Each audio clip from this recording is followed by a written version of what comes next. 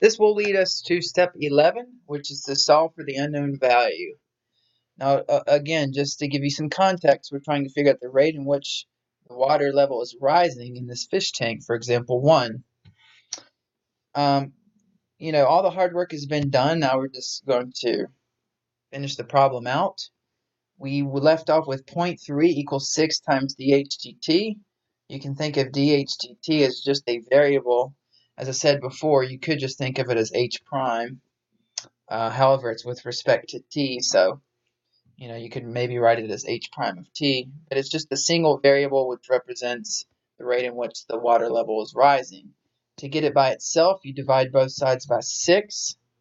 That will cross the 6's out, and you get dHdt equals 0.05, which is 0.3 divided by 6. Okay? Now, there's one more step, which is to take this and, write it in terms of a sentence. I will say, though, since it's height, and our original units were meters, then basically it means the height is it's rising at a rate of 0.05 meters. I forgot one more thing. Meters per minute. Okay, so that means the rate in which this is rising is 0.05 meters per minute. Now, for the last step 12, we're going to make it a little bit more sense than just that. But for right now, that is our value. We basically solved it. Like I said, we just need to write a sentence out for step 12, which we'll get at in the next video. Okay, so we've solved for dHdt. We just need to write a sentence for it. All right, so example 2, we had the ladder sliding away from the wall, and we've done step 10, replacing these values. Now we just have to get dHdt by itself, which will involve solving this out and then dividing by this coefficient. So on the left, that's 3.68, and then it'll be plus 2 times square root of 19.71 dHdt. We will subtract 3.68 from both sides and divide by this, and we get dHdt. The rate in which the ladder is falling down the wall is negative 0.41445 meters per second. So if we round that to negative 0.4, that means the ladder is falling at a rate of 0.4 meters per second right there. Okay? But again, we will do step 12, which is to write a sentence out, try to break it down a little bit better than that. Here was example 3 of the water filling up into a conical tank, and we wanted to figure out the rate in which the water level is rising.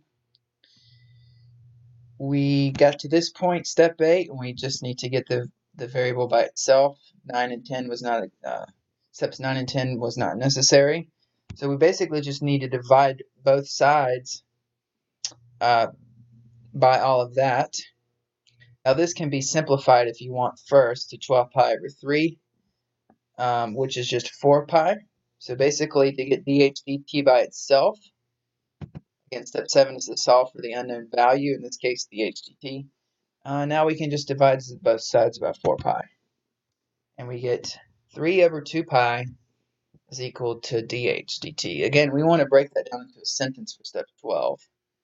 As a rough estimate, let's just assume these 3's cancel, even though pi is a little bit more than 3. That is about 1/2.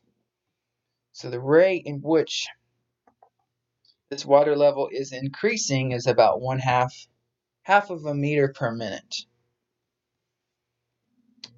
All right. So that's it for step 11 for example 3. Let's look at example 4, where we're trying to figure out the rate in which the coffee is rising in the pot. We left off with 25 pi over 4 is equal to 9 pi dH2 dt. Basically, all we have to do is divide both sides by 9 pi. You can already see these pi's are going to cancel each other out. There's a pi on the left and right. So it'll just be 25 over 4 divided by 9 is going to give you the rate in which that coffee is rising.